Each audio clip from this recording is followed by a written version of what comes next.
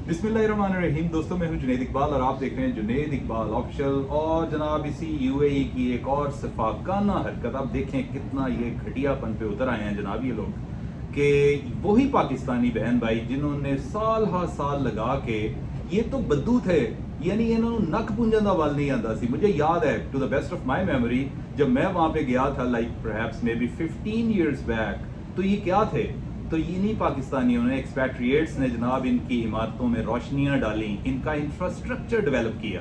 और अब किया क्या है इन्होंने कि एकदम से वो कहते हैं ना बैक जुम्बिश कलम जनाब निकाला जा रहा है। और सुनने में ये आ रहा है कि एक सेल में 200 बंदों को घुसाया जा रहा है और खासा नारवा सलूक है उनके साथ। उन बेचारों को उनका प्रॉब्लम क्या है ये देखें आप, ये समझें कि इनका कसूर सिर्फ ये है कि ये शिया कम्युनिटी के साथ इनका ताल्लुक है। जिस बंदे का नाम जनाब हुसैन, हसन, अब्बास, अली नाम के साथ आ ना गया तो जनाब उनको पकड़ रहे हैं। और बताया ये जा रहा है कि जी डेली कोई 2500 इनको ऑर्डर्स हैं कि लोगों को इन्होंने पकड़ना है और पैक करना है। और तुरफा तमाशा देख लें कि उनको सांस लेने की भी मोहलत में नहीं दे रहे कि यार वो साल से वहाँ पे रह रहे हैं, किसी के इमलाक हैं, कोई लेना देना होता है, कोई उनको थोड़ा सा ब्रीदिंग स्पेस दे दें।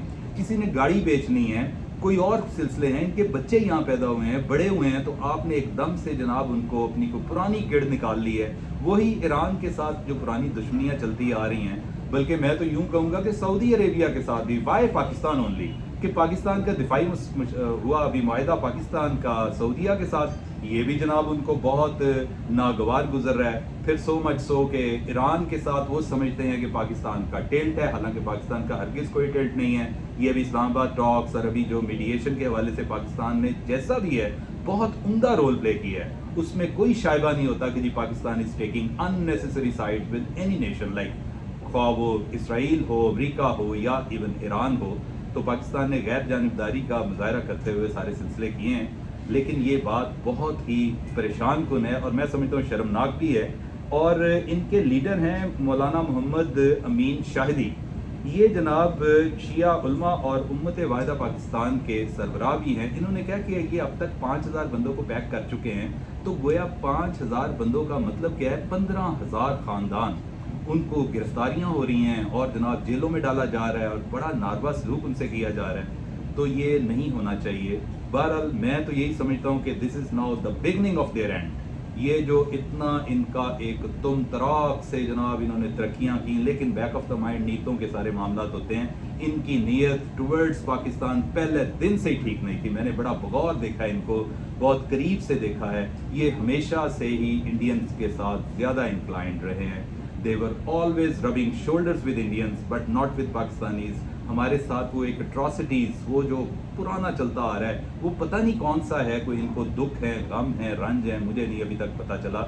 और ऊपर से जो एक नया इन्होंने गुल खिला दिया है कि जनाब उनको इसराइल को बाकायदा गोद में बिठा लिया है। अब देखें ये वो इसराइल है कि आपको पता ही है, मेरे ख्याल के मुताबिक पूरी दुनिया भी अगर उसको एक्सेप्ट कर लेगी तो हमारे जनाब बाबाए कौम ने ये फरमाया था, मैं तो उनका फरमान सामने रखता हूँ कि they can never never be our friends. तो हमने तो उसी पॉलिसीज़ को टो करना है जो हमारे मुल्क, जिसने हमें मुल्क दिया।